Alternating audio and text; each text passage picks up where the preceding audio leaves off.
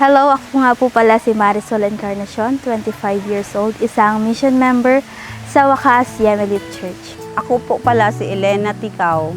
Hi, ako po si Marilyn. So, andito po kami ngayon sa Paradise Resort and Events and kung saan ginaganap po namin ang mission camp. And I can say that this mission camp is overwhelming experience. Kasi po, nag-gather po kami dito para matuto, mag-share, and makapag-reflect po sa mga activities and at the same time makapag-adapt din po kung ano yung mga message na ibinibigay po ng mga speakers po natin. And masasabi ko po na nakapag-transform nga po ang mission camp na ito sa heart sa bawat individual po na nag-join sa camp na ito. Sa pagmimisyon namin dito na ginawang mission camp, marami po akong natutunan. Kaya taos puso po ako nagpapasalamat na sa camp na ito, na-experience ko ang lahat ng makilala ko, higit sa lahat yung mga taong kasama ko, higit sa lahat sa mga team namin na bumubuo sa mission camp na ito. Padama na talaga nila ang tunay na pagmamahal nila sa bawat kamembro.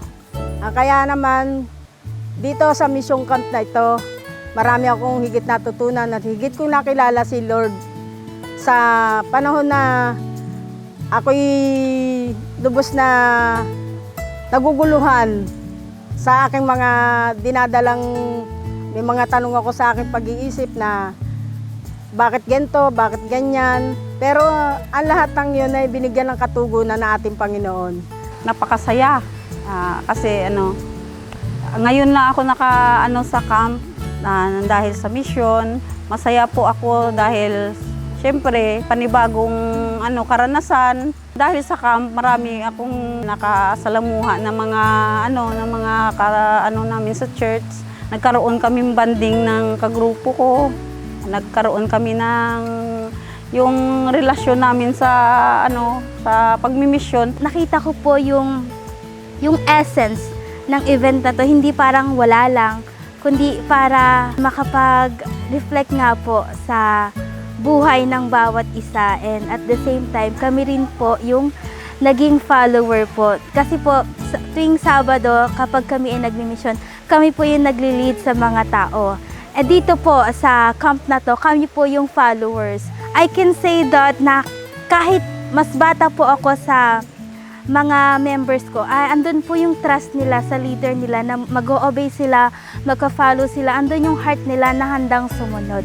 And sobrang nakaka-admire po yung ganong gesture po na ipinakita nila na kahit medyo ahead po sila ng age, wala po yung mantra na matanda ako, sundin mo ko. Wala pong ganon, kundi po andun po yung unity ng bawat grupo para maka-accomplish po yung mga task. And sobrang nakaka-overwhelm po yun, and at the same time po nakakapagbigay kaluguran po hindi lamang sa amin kundi parang nakita po namin na dito pa lang okay na sila maging followers and handa na po silang sumunod kung ano yung ibinibigay o inuutos ng Diyos na task or na mission sa bawat isa.